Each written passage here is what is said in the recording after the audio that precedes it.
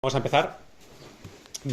Buenas tardes, muchas gracias a todos por la asistencia. Primero de todo quería empezar agradeciendo a unas personas, primero especialmente a los profesores de metafísica de esta facultad, el doctor Ignacio Guiu y el doctor Abel Miró, por las conversaciones que hemos tenido y han sido muy fructíferas y ayudan pues, a clarificar muchas cuestiones.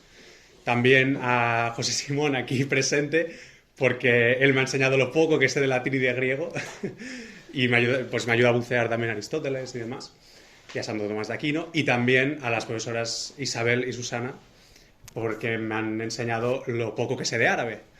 Así que muchas gracias a todos los que habéis posibilitado. Sin vuestra ayuda no hubiera sido posible hacer algo así. Entonces, vamos a empezar situando un poco este seminario, su intención. Y lo primero que quería remarcar es que esto no es un seminario de historia de la filosofía, es un seminario de metafísica. ¿Esto qué significa? Que este autor no lo vamos a considerar como curiosidad histórica, no lo vamos a considerar específicamente en aquello que tiene de influencia posterior, sino que lo vamos a considerar en cuanto a sus planteamientos metafísicos, en cuanto a las preguntas que hace y en cuanto a las respuestas que intenta dar. Y querremos dialogar con él directamente. Es decir, nos dará igual que sea un pensador persa que escribió en árabe hace 1000 años. Creemos que su sistema filosófico es interesante para los problemas que la filosofía nos muestra hoy. Y en ese sentido, pues vamos a defender algunas tesis, no solo interpretativas respecto a Avicena, que ya las iremos enunciando, sino también respecto a cuestiones filosóficas actuales. Por ejemplo, en la sesión que vamos a llevar a cabo hoy, una tesis que más o menos queremos defender y que intentaremos ir mostrando, es que la filosofía es de naturaleza teológica. Es decir, la filosofía siempre se sitúa en un horizonte teológico. Iremos precisando qué significa esto y en relación al objeto, valga la redundancia, ya veréis por qué, de la sesión de hoy. Entonces, un poco la planificación de lo que vamos a ir viendo estas 10 sesiones, ¿no? que empiezan hoy hasta mayo. Aviso que las 4 primeras sesiones ya están del todo planificadas, del todo pensadas. Las 6 siguientes tengo pensado a grandes rasgos lo que vamos a hacer, pero todavía no está del todo, digamos, precisado cómo están las 4 primeras sesiones. Entonces voy a anunciar las 4 primeras, empezando por la de hoy, y iremos viendo las siguientes 6, pues lo que iremos haciendo, ¿no?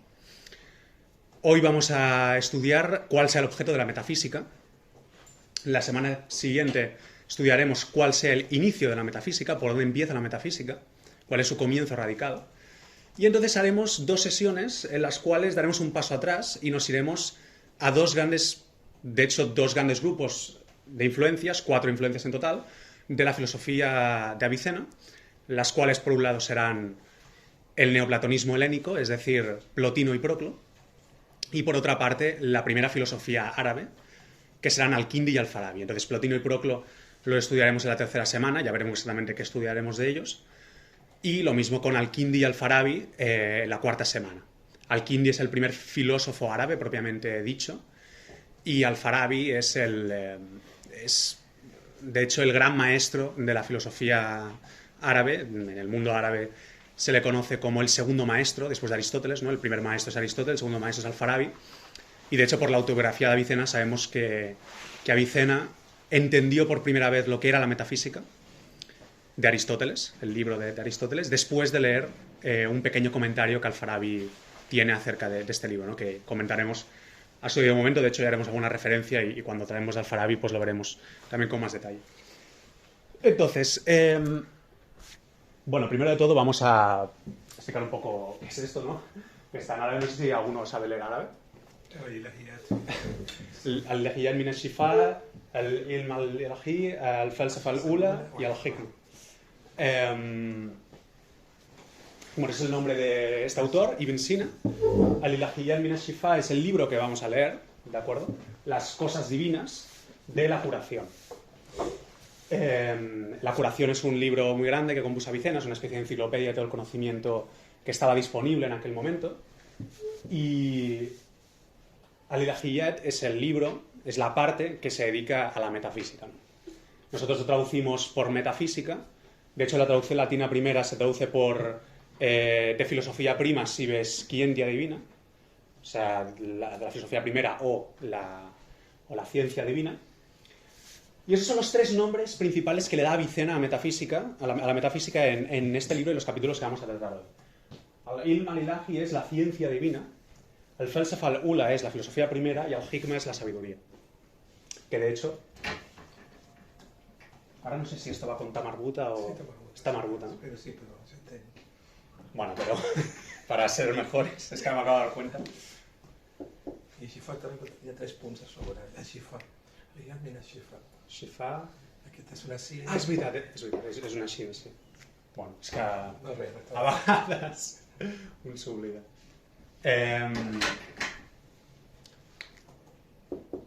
Vale. Bueno, iremos escribiendo en árabe, también iremos transliterando, porque bueno, yo soy un enamorado de la lengua árabe además, entonces, y creo que cuando uno se introduce en una filosofía escrita en un idioma en concreto, pues de la misma manera que cuando uno lee Aristóteles pues tiene que intentar leerlo en griego, pues lo mismo con Ibn Sina, tenemos que intentar acercarnos a él en árabe. Entonces ya vamos a ir directos a las cuestiones que vamos a tratar hoy. Bueno, primero, antes voy a comentar un poco de los libros que tengo aquí. El libro que vamos a leer es este, no lo leeremos en toda su integridad, pero es el del que vamos a tratar, y lo haremos a partir precisamente de esta traducción, la traducción de Michael Marmura, publicada en 2005 en esta Islamic Translation Series. Hay también una traducción italiana, tengo entendido que es muy buena, de hecho es anterior a la inglesa, que tiene la virtud de ser trilingüe. Es decir, es árabe, latín y italiano. Y la traducción latina que hay ahí en esa edición es la traducción medieval que un Santo Tomás de Aquino, Duns Scoto, etcétera, Francisco Suárez trabajaron, ¿no? Siguiente libro es el libro principal de exégesis aviceniana en la contemporaneidad, publicado en 2006 escrito por Amos Bertolacci, The Reception of Aristotle's Metaphysics in Avicenna's Kitab al-Shifa.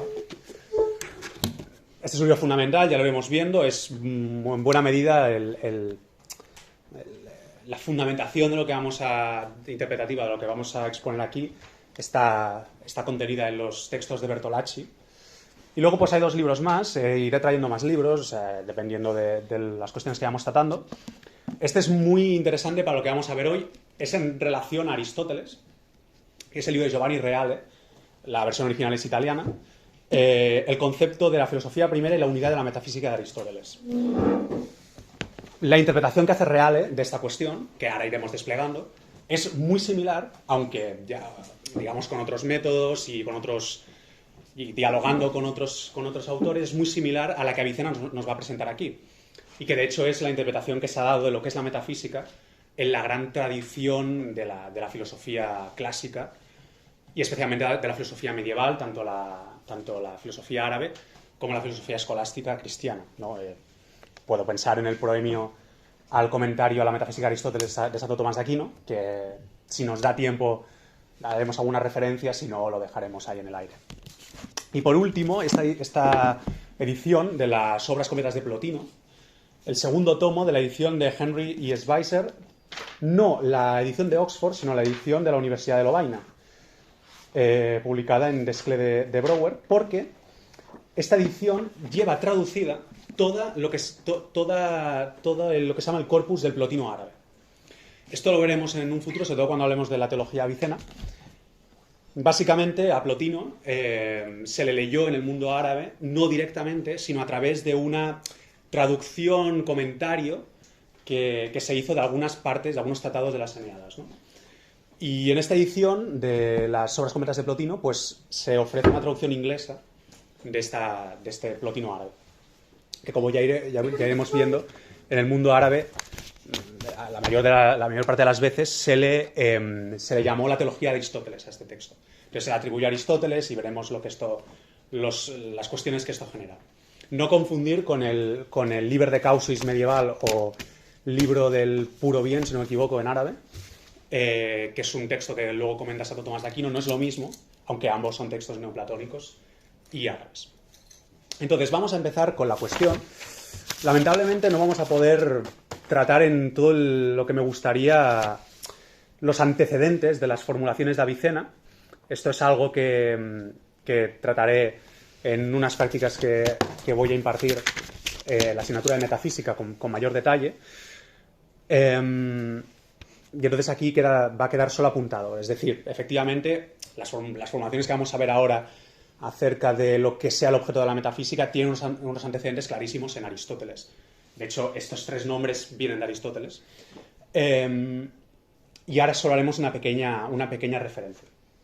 Efectivamente, Aristóteles, en la metafísica, nos da 3 grandes definiciones de aquello que él está investigando, ¿no? La primera es la que nos presenta sobre todo en el libro primero, que es la de Sofía, al-Hikma.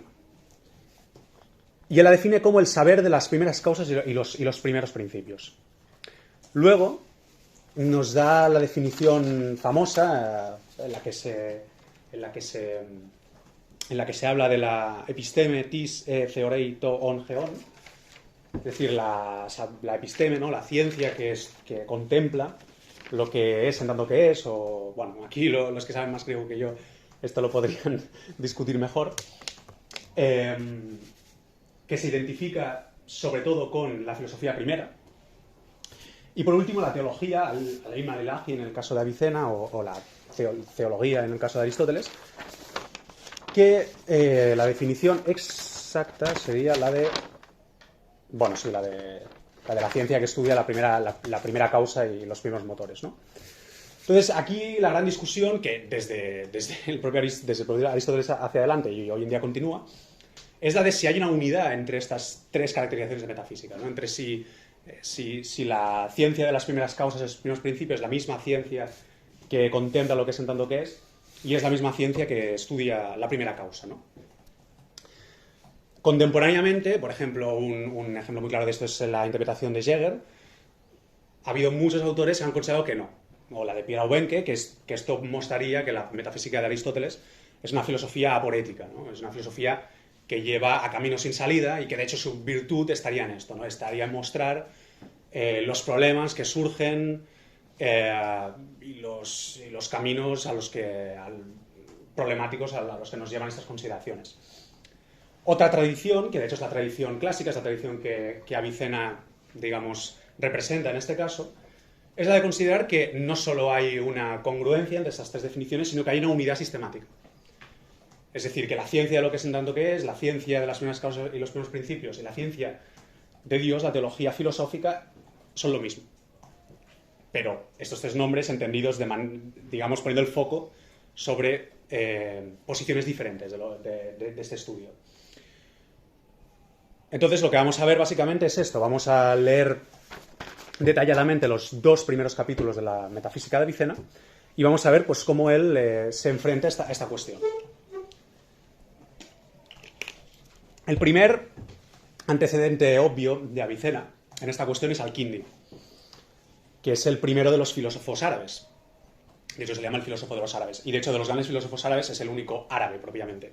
Es el único nacido árabe. Avicena era persa. Al-Farabi era túrquico.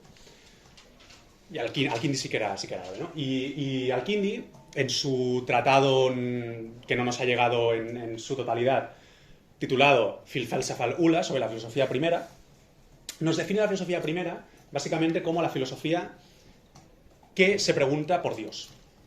Por lo tanto, que tiene como objetivo demostrar su existencia y estudiar sus atributos. Y la identifica con lo que él llama Ilm al-Tawhid, la ciencia de la unidad. O la ciencia de la unicidad, ¿no?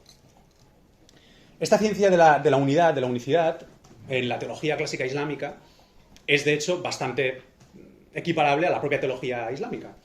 Como bien sabréis, uno de los grandes dogmas del Islam, de hecho es la primera parte de la Shahada, es la ilahu illallah, ¿no? No hay más Dios que Dios. Y el segundo gran dogma es que Muhammad es el profeta de Dios, ¿no? Entonces, este primer dogma se establece, en buena medida, y teológicamente hablando, en contraposición al dogma de la Santísima Trinidad, ¿no? Es decir, la teología clásica islámica tenía como una de sus grandes preocupaciones demostrar la unicidad absoluta de Dios, ¿no? En Dios no puede haber ningún tipo de relación en sí mismo, no es puramente único. Entonces, cuando Al-Kindi nos está identificando la metafísica con la ciencia sobre la unicidad, básicamente nos está haciendo una equiparación entre metafísica y teología, incluso teología revelada. Claro, esto es indicativo acerca de lo que podría ser efectivamente una reducción de la metafísica a la teología. Seguramente muchos conoceréis la famosa cuestión heideggeriana de la constitución ontoteológica de la metafísica, ¿no? Básicamente Heidegger interpreta ya desde Aristóteles, especialmente en la escolástica medieval, que cuando se habla de que esa ciencia de lo que es en tanto que es también ciencia de las primeras causas, se está reduciendo la ontología a la teología, ¿no? Se está reduciendo la pregunta por el ser a la pregunta por el ser supremo. En Al-Kindi efectivamente habría una operación de este estilo. Lo que queremos mostrar aquí es que la interpretación, de hecho, clásica sobre esta cuestión, la cual Avicena es, bajo mi punto de vista, junto a Santo Tomás de Aquino, el ejemplo más excelente de ello, no hay tal equiparación en el sentido heideggeriano, sino que lo que hay es una relación de ambas cuestiones, ¿no? De la ontología y de la teología. Ahora veremos en qué sentido. Entonces, como digo, este es el primer gran antecedente de Avicena, que de hecho Avicena lo referencia sin citarlo literalmente en un momento de esta discusión, ¿no? El segundo sería Al-Farabi, ¿no? Ya lo hemos citado. Al-Farabi en su texto sobre los objetivos del Aristóteles en los libros de la metafísica, que es este texto que Avicena leyó y a través del cual empezó a entender lo que era la metafísica de Aristóteles, Al-Farabi nos empieza a hacer una distinción entre el objeto de la metafísica y aquello que la metafísica busca. Aunque todavía no es del todo claro. Pero básicamente Al-Farabi nos dice que el objeto de la metafísica, aquello de lo que se ocupa, el tema, es lo que es en tanto que es. O de hecho, más bien el existente en tanto que existente, ¿no? Porque habla de al-mawjud. Ahora no sé si habla de al-mawjud o de al-wujud. Pero bueno, o el existente o la existencia. Avicena sí que habla de al-mawjud. Al-mawjud es existente, al-wujud es existencia. En todo caso, Al-Farabi nos dice, ¿no?, que el sujeto de la metafísica es la existencia en tanto que la existencia, o lo existente en tanto que lo existente, y nos dice que luego hay unos objetivos. Hay unos objetivos que esta ciencia persigue, entre los cuales pues estaría las categorías, el estudio de las categorías, el estudio de los accidentes de lo que es en tanto que es decir, el acto y la potencia, la universalidad, la particularidad, y en última instancia habría un objetivo más o menos primario, que sería el estudio de Dios. De eso es curioso porque en este texto de Al-Farabi él hace una distinción un poco curiosa entre agrad y qarat, ¿no? Entre objetivos y objetivo. Y de hecho el objetivo, la palabra objetivo la reserva solo a la cuestión teológica, ¿no? Esto veremos que irá siendo indicativo de lo que vamos a ver a propósito de Avicena. Entonces ya enuncio la tesis que va a defender Avicena, que nosotros vamos a defender y que en última instancia nos llevará a entender que la metafísica y la filosofía, en tanto que la metafísica es la filosofía primera, es teológica por naturaleza. Es decir, que la filosofía no se puede sustraer a la teología, incluso aunque sea materialista. Es algo que ahora mismo no vamos a poder defender con todas sus complejidades aquí, pero bueno, es una tesis que yo defiendo, de que toda filosofía materialista en última instancia tiene que adscribir ciertos atributos divinos al primer principio, en este caso pues la materia, ¿no? Sé que esto a lo mejor se me discutiría, pero bueno. Por ejemplo, creo que un autor que muestra esto bastante claro es Gustavo Bueno. Pero bueno, esto no sé. Nos llevaría, incluso Max también. Pero esto nos llevaría a otras cuestiones. Bien, entonces la tesis que va a defender Avicena es que básicamente hay una distinción entre el objeto y el objetivo de la ciencia metafísica. El objeto, es decir, el objeto entendido en cuanto al hypokeimenon aristotélico. El hypokeimenon de los analíticos posteriores. Es decir, el sujeto, el substrato de la ciencia. Aquello sobre lo que se ocupa es el existente en tanto que existente. Y el objetivo primordial es la causa primera y sus atributos. y la relación de la causa primera con las entidades creadas o emanadas. Esto de creación, emanación, lo veremos, de hecho, bastante hacia el final de este seminario. Y, de hecho, ahí está una cuestión bastante importante del neoplatonismo aviceniano, ¿no? Entonces, bueno, ahora vamos a ir al texto de Avicena. No sé si hasta aquí hay alguna pregunta. Bueno, pues, como digo, me da mucha pena no poder meternos con Aristóteles porque es muy interesante, como es natural, pero es que Avicena también. Entonces, Avicena, bueno, huelga decir que los PDF sobre esto están en internet. O sea, obviamente las páginas las conocemos todos, así que podéis buscarlo. En la biblioteca hay una copia también, por si a alguien le interesa meterse a ello. Entonces, Avicena, en los primeros 2 capítulos de la metafísica, se pregunta sobre cuál sea precisamente el objeto de aquello que va a estudiar, ¿no? De cuál sea el objeto de la metafísica. Y entonces, al principio, en la página final de la página 4 de la edición crítica del Cairo, en el punto 6 de la traducción de Marmura, dice: Finally, it was stated... ¿Todos entendéis el inglés? Más o menos. Si no, iré traduciendo. Finally, it was stated that the divine science investigates the things that are separable from matter in subsistence and definition. Es decir, se dijo que la ciencia divina investiga las cosas que son separables de la materia en subsistencia y definición. Esto ya viene de Aristóteles, pero nos tenemos que quedar con ello, porque esta es la primera frase con la cual empieza. Antes hay una pequeña consideraciones preliminares, pero aquí es donde empieza Avicena a considerar lo que es la metafísica. Y veremos que esto volverá hacia el final. Es decir, esta cuestión de que la ciencia divina es la ciencia que estudia las cosas que son separables de la materia en sustancia y definición, volverá. Pero volverá de manera diferente a como él lo está anunciando aquí. Básicamente aquí él lo va a enunciar en relación a la consideración teológica de la metafísica. Es decir, aquí se entendería que lo que investiga la metafísica son pues, las primeras inteligencias, en última instancia, la sustancia divina. Veremos que Avicena le dará una vuelta a esto cuando vuelva sobre esta cuestión. Y que de hecho esa será la primera gran innovación neoplatónica respecto del paradigma aristotélico, que será la cuestión de la inmaterialidad del ser. ¿De acuerdo? Pero bueno, esto lo veremos ahora con mayor precisión. Y entonces, punto siguiente dice: You have also heard that the divine science is the one in which the first causes of natural and mathematical existence and what relates to them are investigated, and also the cause of causes and principle of principles, namely God, exalted be his greatness. ¿De acuerdo? O sea, lo que he dicho. Es decir, él básicamente está entendiendo que esta definición posible de metafísica sería una definición en la que se entiende que aquello que estudia son las primeras causas, entendidas como las primeras causas inmateriales, en última instancia, la causa divina. Entonces, nos dice, acto seguido, nos dice: también he escuchado que la ciencia divina es aquella en la que las primeras causas de la existencia natural y matemática... bueno, sí, esto es lo que he dicho, lo he traducido al castellano.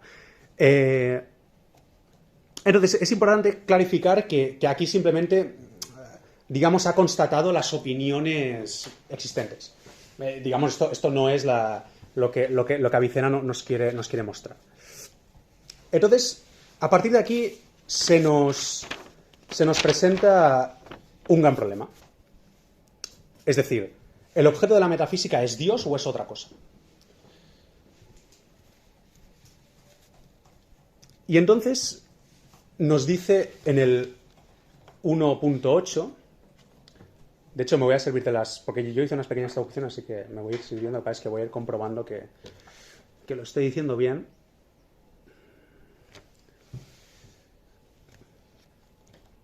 Sí. Entonces antes de entrar a discutir si Dios es el objeto de la metafísica, hace una consideración que va a ser absolutamente central para lo que vamos a exponer aquí. Que es la siguiente, dice: pero con esto, es decir, con lo que acabamos de decir ahora, no se te habrá hecho evidente cuál es el tema de la metafísica, a excepción de una consideración en el libro de la demostración, que es el libro de lógica de esta enciclopedia, ¿no? Y entonces ahora nos repite esta consideración. Dice: a saber, en las otras ciencias tenías algo que es su tema, cosas que son buscadas y algunos principios admitidos desde los cuales las demostraciones son construidas. Es decir, Avicena, de entrada, de alguna manera, aunque sea en un sentido formal, nos está anunciando ya la solución de lo que va a exponer. Es decir, vamos a tener que distinguir entre el tema de la ciencia y aquello que busca la ciencia. No son la misma cosa. Y, metodológicamente, aquello a partir de lo cual demuestra la ciencia. Es decir, los principios admitidos, la metafísica, especialmente el principio de no contradicción, etcétera, ¿no? Esta distinción proviene primeramente de Aristóteles en los Analíticos Posteriores, en el primer libro, capítulo 7. Él empieza a hacer esta distinción, aunque no es del todo clara. Y el primer autor que la sistematiza de la manera que la ha presentado aquí Avicena es un autor, de hecho, también árabe, de la escuela de Bagdad, de la escuela aristotélica de Bagdad, llamado Yahya ibn Adi. Yahya ibn Adi, de hecho, era un autor cristiano, y él tiene un pequeño tratado titulado Sobre las diferencias entre la gramática árabe y la lógica filosófica, en el cual básicamente quiere demostrar que no son lo mismo, que la lógica filosófica y la gramática árabe no son lo mismo. Naturalmente, los que no conozcáis un poco la religión islámica, pues ven, bueno, ¿esto por qué? O sea, porque hay que hacer un tratado para distinguir entre lógica y gramática, ¿no?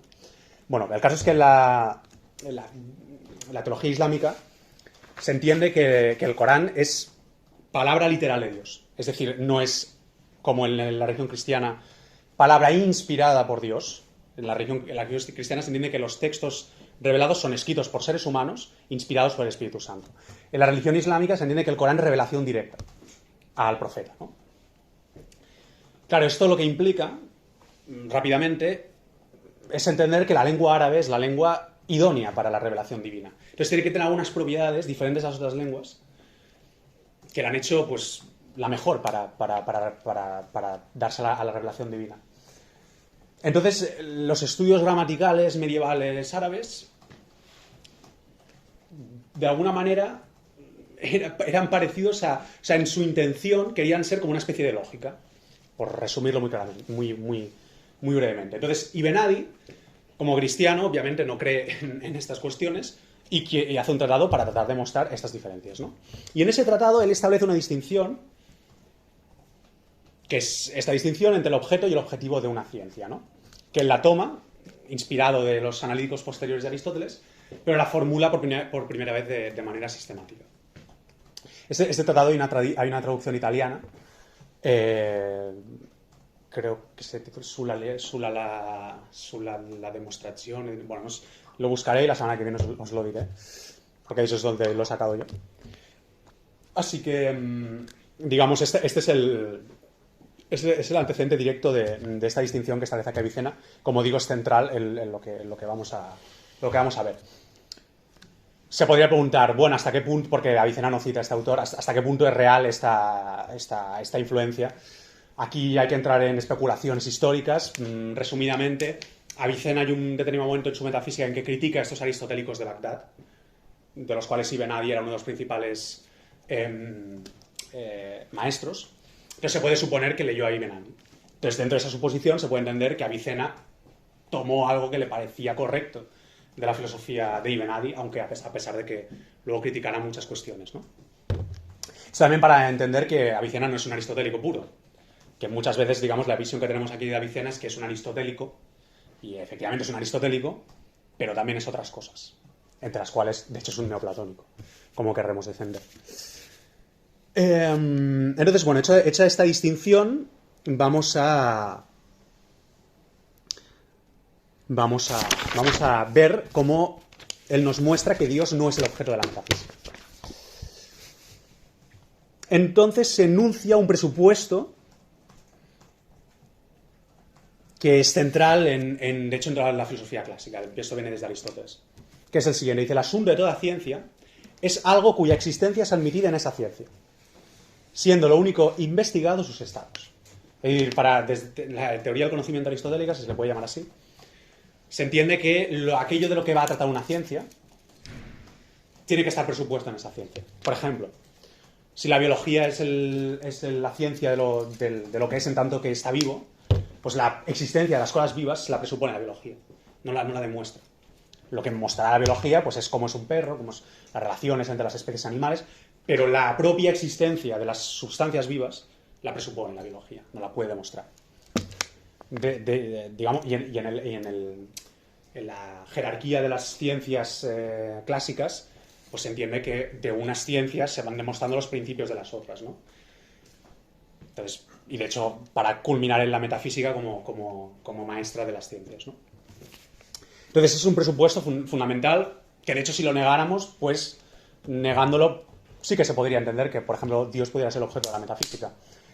Pero, de hecho, con ese presupuesto ya casi podemos dar la solución. Es decir, Dios no puede ser el objeto de la metafísica porque la existencia de Dios no es presupuesta en la metafísica.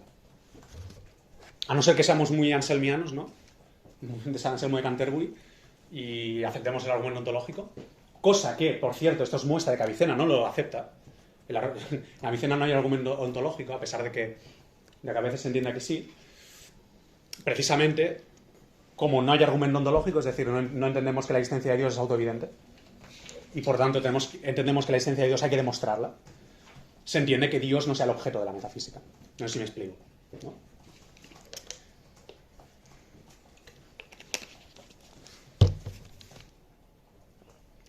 Entonces, esto, digamos, es de manera muy resumida. Vamos a ver los detalles de cómo él muestra que la existencia de Dios es algo buscado en la metafísica.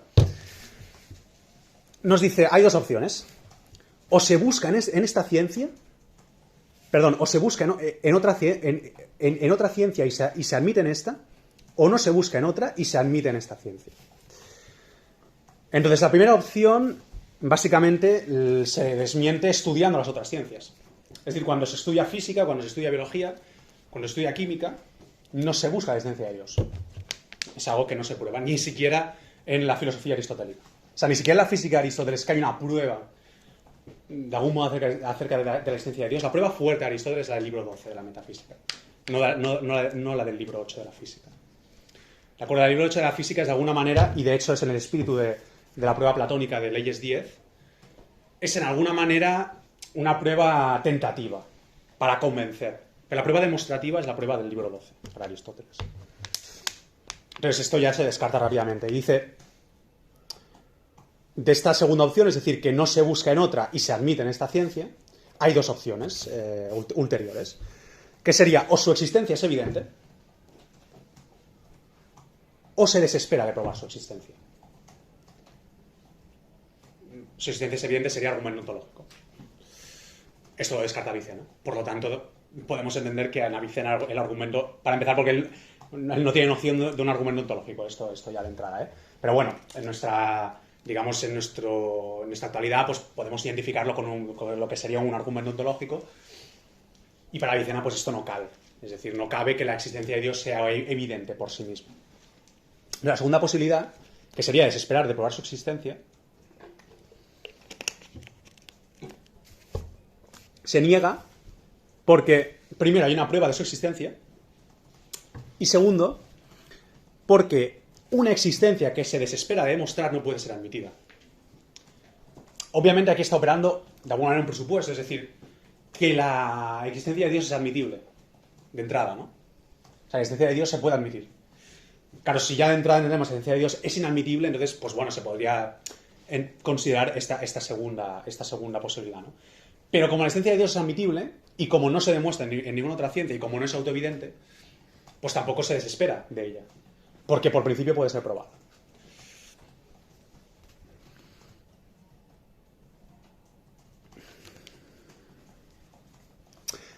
Entonces, esto no vamos a entrar. Hay una prueba de que, digamos, hay una segunda cuestión. Por un lado hemos probado que Dios no es el objeto de la metafísica, y ahora lo que me interesa probar es que las causas primeras no son el objeto de la metafísica.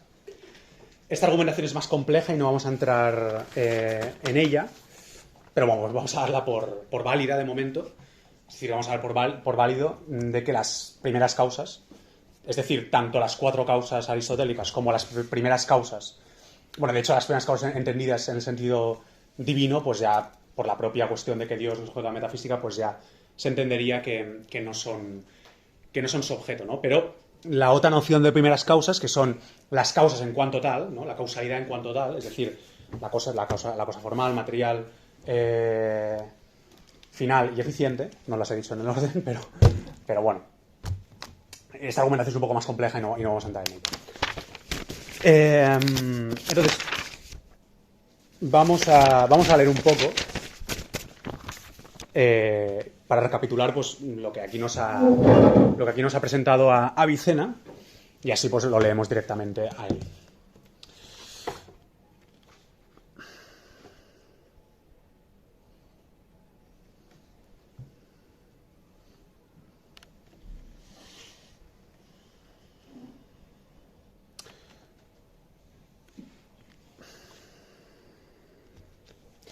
Nos dice, no es posible que la existencia de Dios sea el asunto, porque el asunto de toda ciencia es algo cuya existencia es admitida en esa ciencia, siendo la única cosa investigada sus estados. Esto fue conocido en otros lugares. Estos otros lugares, en este caso, es su libro de lógica, pero bueno, también en última instancia podríamos remitir a Aristóteles, podríamos remitir a este tratado de Ibn Ad. Y de la existencia de Dios, exaltada sea su grandeza, no puede ser admitida como el tema de esta ciencia. Sin embargo, es algo buscado en ella. ¿Veis cómo constantemente está queriendo remarcar esta distinción entre aquello de lo que trata la ciencia y aquello que es buscado en la ciencia? Sé que esto puede parecer algo como muy obvio. Seguramente estaréis pensando, bueno, ¿esto para qué? ¿Para qué hace falta leer a Avicena para descubrir esto? Pero no lo es tanto. Porque esto en Aristóteles no está.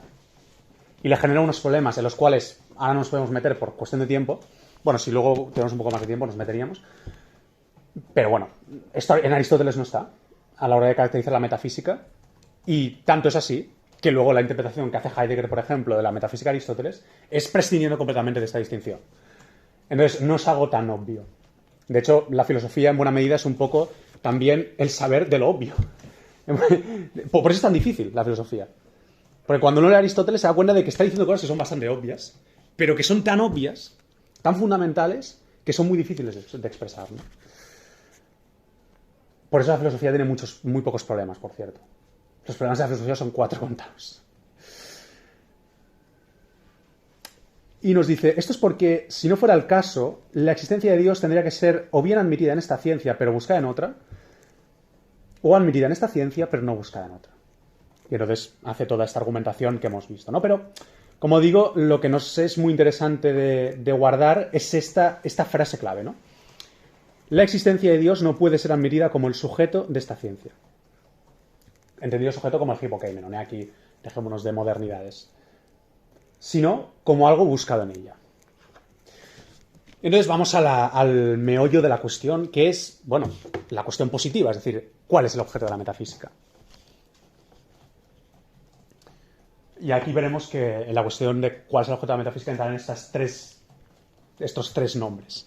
Y veremos cuál es el lugar de cada uno, ¿no? Cuál es el lugar de la ciencia de lo divino, cuál es el lugar de la filosofía primera y cuál es el lugar de la sabiduría. ¿Hasta aquí alguna pregunta?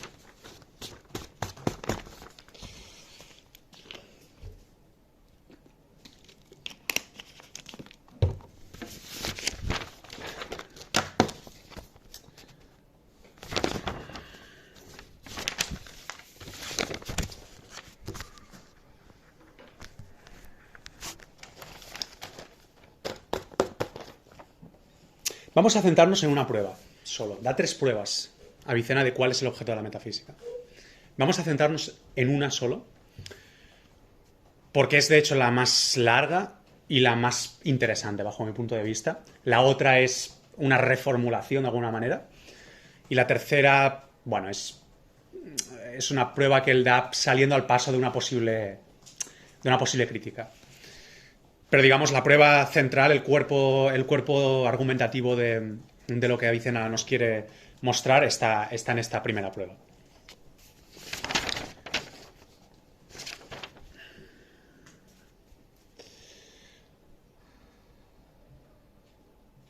En el primer paso, que es el que da en los párrafos del 1 al 4 de esta edición de Marmura,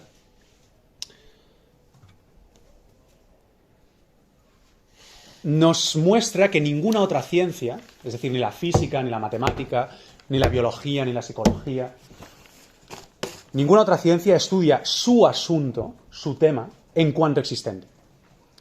Toda otra ciencia estudia su asunto en cuanto a algo. Es decir, por ejemplo, la física estudia lo que existe en tanto que se mueve. Esta es la definición clásica aristotélica. Obviamente sé que se podría discutir la física contemporánea, pero la física clásica, la física es la ciencia de lo que existe en tanto que se mueve. La matemática es la ciencia de lo que existe en tanto, del número en tanto abstraíble de la materia. La biología es la ciencia de lo que existe en tanto que está vivo. Pero ninguna ciencia estudia lo que existe en tanto que existe. Es decir, no lo estudia en razón del hecho de que es. O de que sea, ¿no? Entonces, el segundo paso, esto como digo lo enuncia, si os vais a la traducción de Marmura, está enunciado en los párrafos del 1 al 4. No vamos a leerlo porque, bueno, es simplemente una enumeración de las distintas ciencias y de los objetos propios de cada ciencia y de cómo esos objetos no son lo que ese objeto considerado en tanto que sea existente, sino en tanto que se mueva, etc. Esto, por cierto, también es interesante para entender que todo intento de, a través de la ciencia empírica, de negar la existencia de Dios es fútil. Porque, como veremos, la existencia de Dios es una cuestión que refiere que solo puede ser estudiada en referencia a la existencia de las cosas, no en referencia a que bueno, sé que esto es desde Aristóteles, pero digamos la demostración primigenia de la existencia de Dios es en referencia a la existencia de las cosas, no en referencia a que se muevan, no en referencia a que estén vivas. Por eso a mí no me gustan los argumentos del diseño inteligente, por eso a mí no me gustan los argumentos causales de tipo movimiento, sino que a mí los argumentos que me gustan son los argumentos de tipo cosmológico, en el sentido de la tercera vía atomista. Es decir, en el sentido de la composición de esencia y ser de la cosa, ¿no? Pero bueno, esto como pequeño apunte, ¿no? No sé si me he explicado, no sé si hay alguna pregunta que estamos diciendo. El segundo paso sería el siguiente. Nos dice: la investigación acerca del asunto de las otras ciencias en cuanto existe es necesario. Es decir, no solo que las otras ciencias no estudian sus objetos propios en cuanto existentes, sino que este estudio es necesario. Es decir, no lo podemos obviar. Porque claro, lo podríamos decir, bueno, no lo estudian porque no es necesario. Porque de alguna manera es obvio que son. Por lo tanto, ¿para qué vamos a estudiar lo que ya estudiamos en sus características esenciales, en sus características de que se mueven, sus características de que viven, etcétera, cuando el hecho de que sean es lo más obvio, ¿no? Bueno, Avicena nos argumenta de que no, que es necesario estudiarlo. El tercer paso es el siguiente. Nos dice: la investigación de los asuntos de las otras ciencias en cuanto existentes pertenece a la metafísica. Y ahora veremos el porqué de esto, obviamente. Porque no nos afirma simplemente, sino que se quiere mostrar. Es decir, primero hemos mostrado que las otras ciencias no estudian sus sujetos en tanto existentes. Hemos mostrado que esta consideración es necesaria. Como digo, esta segunda cuestión está en el párrafo quinto. Os remito a él. Como veis, hay algunas cosas que no muestra la argumentación exacta por cuestión de tiempo.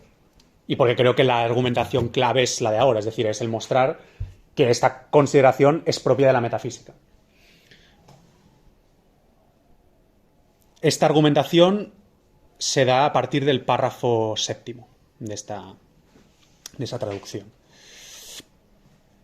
Nos dice: los asuntos de las otras ciencias considerados de esta manera son cosas inmateriales y su investigación corresponde a la metafísica entendida como ciencia divina. Aquí es donde va a entrar el primer punto neoplatónico de Avicena.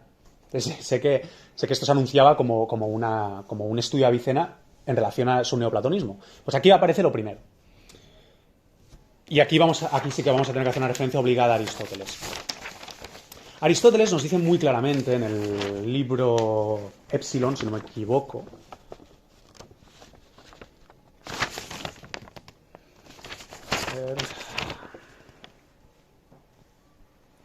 Sí, en el libro Epsilon. Que de hecho en el libro Epsilon es cuando él habla de la protofilosofía. De hecho, Reale, yo. Obviamente Reale tiene preeminencia sobre mí. Entendemos que es el libro fundamental para entender qué es la metafísica para Aristóteles. Porque es donde él expone relacionadamente las tres. La filosofía primera, la teología y la sabiduría. Nos dice, pues bien, Aristóteles, nos dice, pues bien, si no hay ninguna sustancia aparte de las constituidas por la naturaleza, la física será ciencia primera. Pero si hay alguna sustancia inmóvil, esta, es decir, la metafísica, será anterior y filosofía primera. Y universal precisamente por ser primera. Es decir, Aristóteles se da cuenta de que si no hay sustancias inmateriales, la física es la filosofía primera, es la ontología. Es la ciencia lo que es en tanto que es. Porque si efectivamente el mundo es material, exclusivamente material, la física es la que nos describe ese mundo material. Y en ese sentido sería la reina de las ciencias. Claro, Aristóteles se da cuenta de que tiene que demostrar la existencia de sustancias inmateriales para mostrar, de hecho, la legitimidad de la metafísica. Y en ese sentido, el proyecto de Aristóteles solo estaría completado en el libro 12, cuando demuestra el primer motor inmóvil. Hasta el libro 12 casi es que sea una especulación, leyendo al propio Aristóteles. Lo interesante de Avicena es que, si os fijáis, en este momento, él de hecho ha rechazado toda consideración de Dios como el objeto de la metafísica. Por tanto, se encuentra ante la situación de que tiene que mostrar que precisamente en virtud de que la razón última, la formalidad última del ser es inmaterial, hay una ciencia que es anterior a las ciencias naturales. Pero claro, no puede recurrir a Dios. Porque de hecho la argumentación aristotélica en ese sentido es un poco pobre. Porque claro, básicamente está emplazando a, bueno, presuponemos que hay sustancias inmateriales que son las que justifican que hay una ciencia anterior a las ciencias naturales. De hecho, aquí es donde Heidegger también, en este texto aristotélico, es donde él verá la reducción de la ontología a la teología, ¿no? Porque efectivamente, la condición de posibilidad de la ontología en Aristóteles es que haya sustancias inmateriales. Esto no es así ni en Avicena ni en Santo Tomás de Aquino. En Avicena lo veremos. Santo Tomás de Aquino tampoco, por cierto. Y, como digo,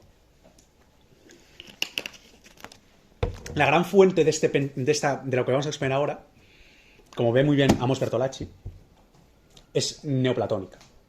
Y es concretamente neoplatónica árabe, del Liber de Causis. De lo que en el occidente cristiano se conoce como Liber de Causis. Y en el mundo árabe, si no me equivoco, es el libro del bien, del puro bien o del bien puro.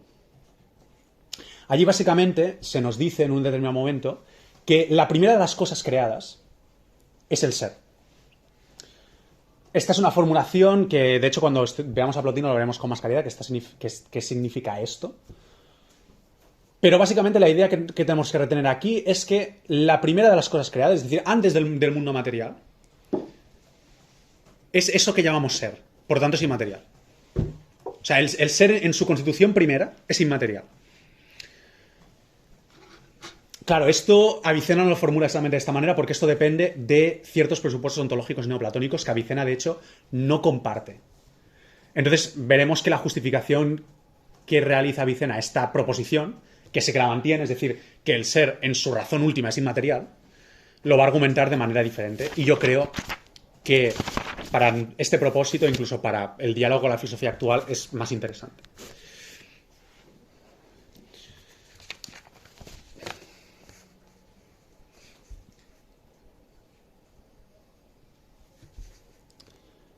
De hecho, en el de Causis se nos dice, básicamente la idea, ¿no?, es que el existente es un concepto universal inmaterial que deviene material cuando se especifica y particulariza, ¿no?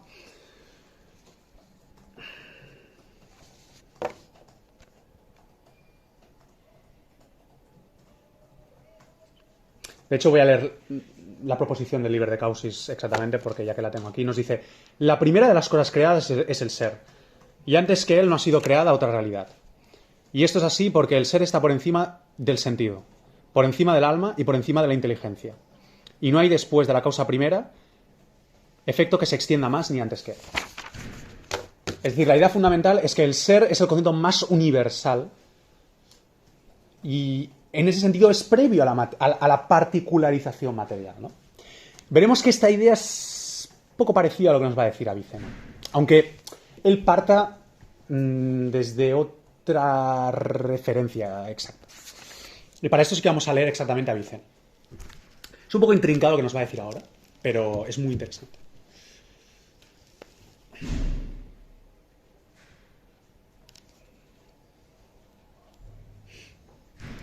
Nos dice, esta investigación no puede ser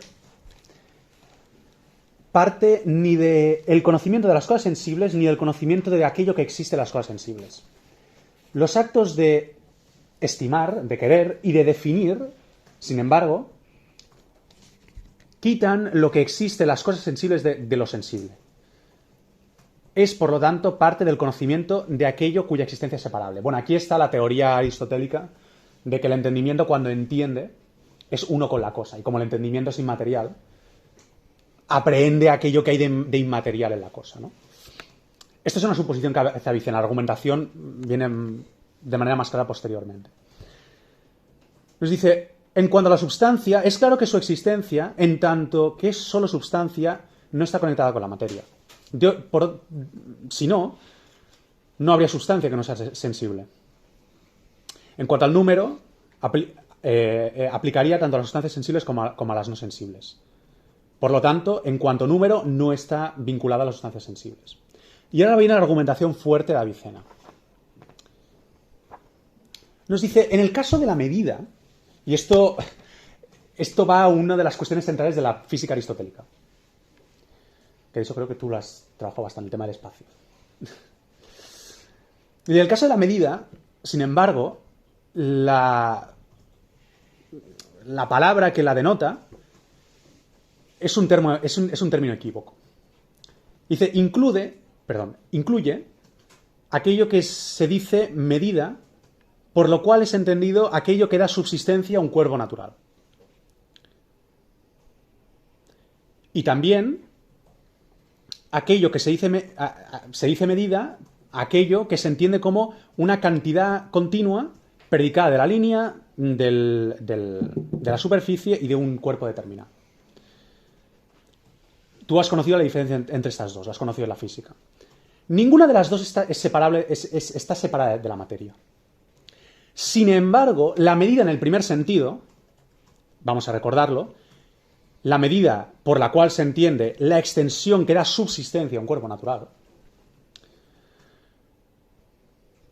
aunque es inseparable de la materia, es también un principio para la existencia de los cuerpos naturales.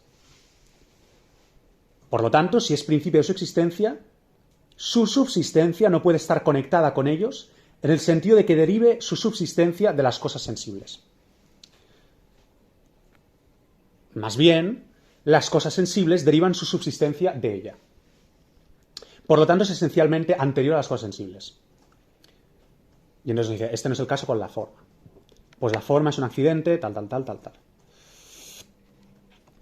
Entonces, el núcleo gordo, digamos, de la argumentación es que la medida, entendida como el lugar de la cosa, y que es condición de posibilidad del hecho de que una cosa esté situada materialmente, es decir, en la física aristotélica, básicamente,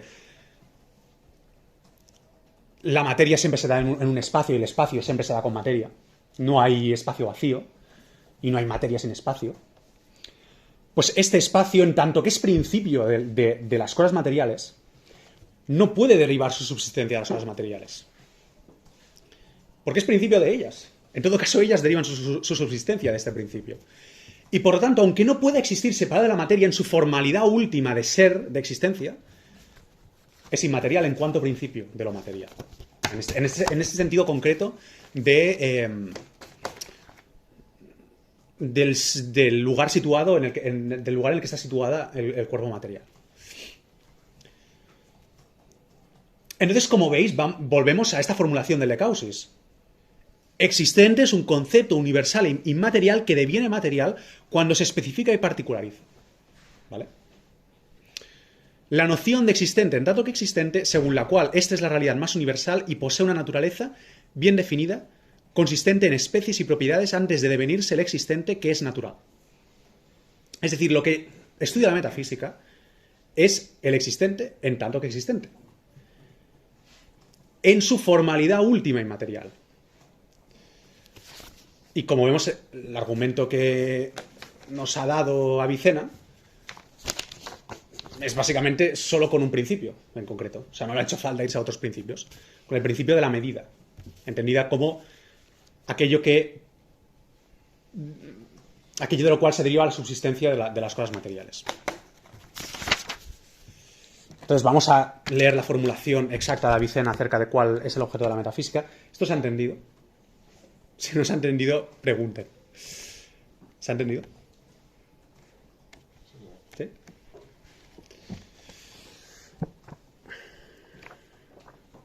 Que puede que no me haya explicado bien, o sea, de verdad. O sea, puede que si no hayas entendido seguramente es porque no me he explicado bien.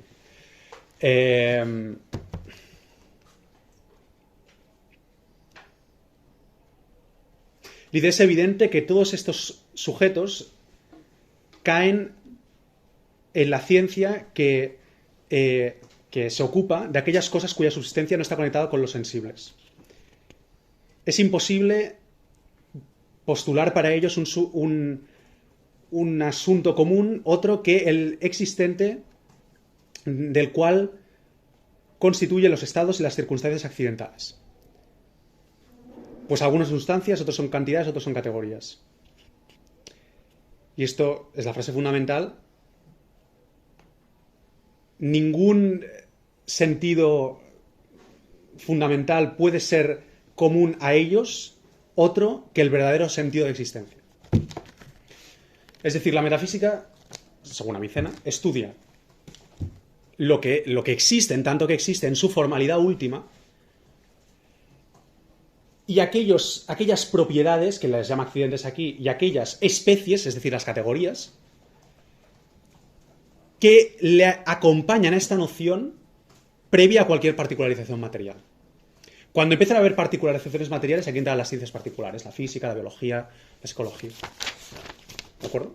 Es decir, la metafísica lo que estudia es lo que es en tanto que es, y en esa noción de lo que es en tanto que es, o sea, estudiando esta noción, aparecen las categorías, es decir, la sustancia, la cantidad, la cualidad, la relación, etc.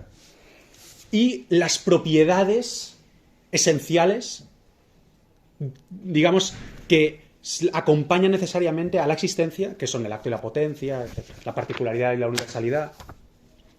Porque todas estas propiedades son previas a su particularización material. ¿Esto se ha entendido? Entonces ahora vamos a ver el objetivo de la metafísica, en lo que nos queda. Bueno, da igual, ahora lo recogeré.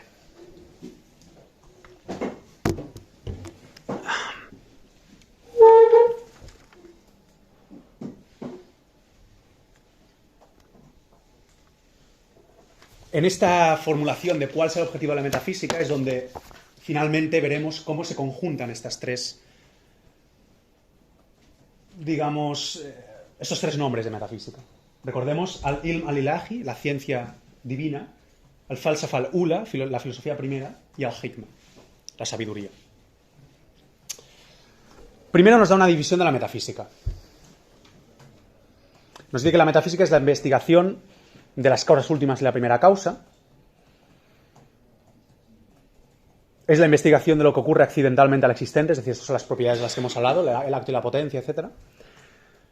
Nos dice que es la investigación de los principios de las ciencias particulares. Y nos dice que es la investigación de los estados del existente, que son las categorías. Por lo tanto, básicamente nos ha repetido lo que ya hemos visto y nos ha introducido la cuestión de que es la investigación de las primeras causas y, bueno, de las causas últimas, es decir, las 4 causas aristotélicas, la causalidad entendida en cuanto tal, y la primera causa. Entonces ahora tenemos que investigar también cuál es el lugar de esta consideración. Entonces, en el párrafo 18 de este capítulo 2, nos dice que por un lado la metafísica es filosofía primera y es sabiduría. ¿Por qué es filosofía primera? Es filosofía primera porque es conocimiento de lo primero en existencia es decir, Dios, y de lo primero en generalidad, es decir, la existencia y la unidad, para Avicena. ¿Por qué sabiduría? Aquí primero nos da una definición de lo que es sabiduría, que es una definición aristotélica. Y la sabiduría es el saber mejor de la mejor cosa. Es decir, es el saber más excelente de la cosa más excelente. Uno es verdaderamente sabio cuando tiene el saber más excelente posible, que no es otro que el de la cosa más excelente posible. Y en ese sentido, es el mejor saber porque es el saber certero de la mejor cosa conocida, que es Dios.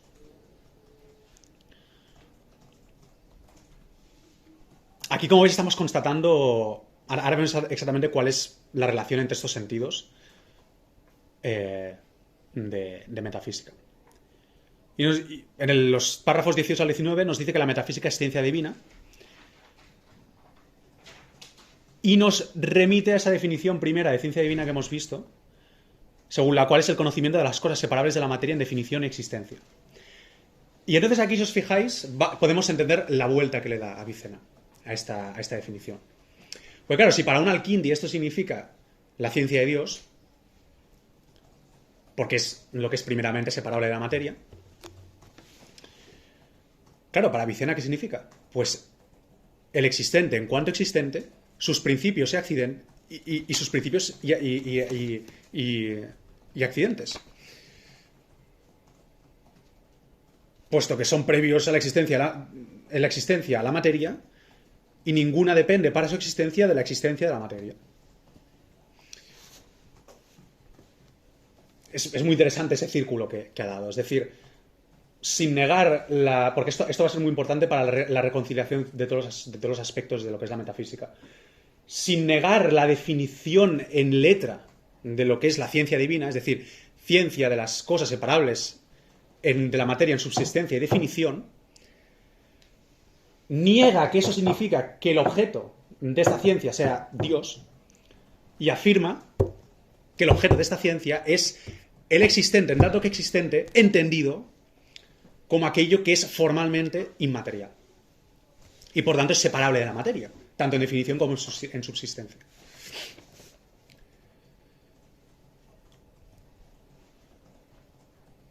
Entonces hace una última clasificación de las cosas investigadas por la metafísica en virtud de su separación respecto de la materia. Y a partir de aquí podemos entender, digamos, cuál es la unión sistemática entre estos diferentes elementos. Antes de entrar a ello, acabamos de decir que Avicena cierra este capítulo. Bueno, luego hay una pequeña cuestión acerca del método, pero ahora no nos interesa. Diciendo, estas cosas, es decir, las cosas primeras, Dios, son el objetivo de la metafísica. Y aquí es donde introduce por primera vez la palabra que había usado Al-Farabi al referirse a Dios en su texto, que es Al-Gharad, el objetivo. Entonces, ¿cuál es la unidad sistemática de esto? Como digo, por ejemplo, lo podéis encontrar en referencia a Aristóteles en este texto de Reale, de el concepto de filosofía primera y la unidad de la metafísica de Aristóteles.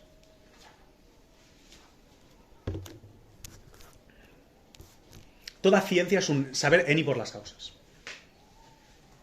Es decir, toda ciencia es ciencia cuando responde a la pregunta ¿por qué? Si no se responde a la pregunta ¿por qué? No hay ciencia. No hay explicación. Y la ciencia quiere explicar. La ciencia no es mera constatación de hechos, es explicación de hechos.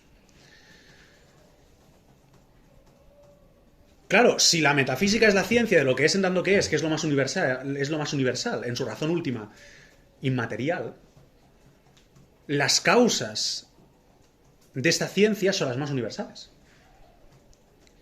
No son causas particulares. Las causas de los entes biológicos son causas biológicas. Y por tanto, aplican a los entes biológicos. Las causas de la ciencia metafísica son las causas más universales. Por lo tanto, son explicativas de todo lo que existe en tanto que existe. Nada que exista escapa a esas causas.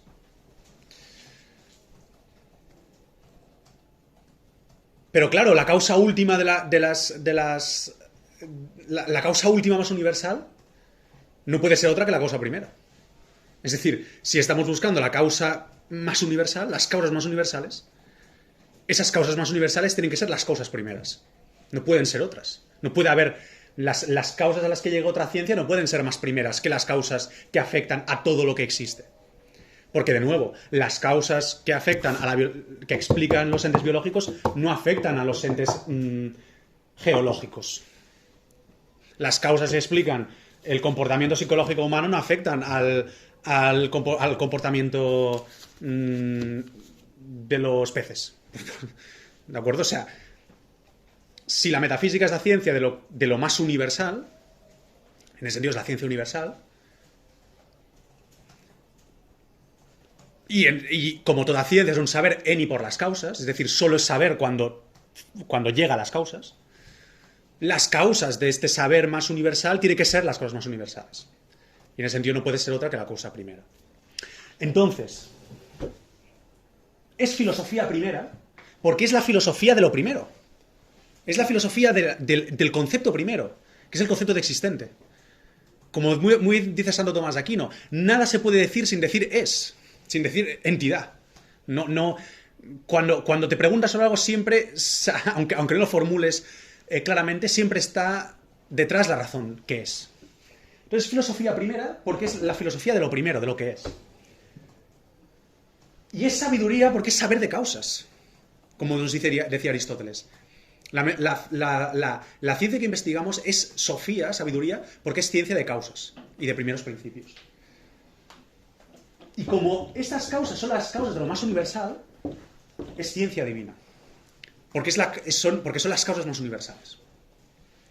Y no puede haber causas más universales.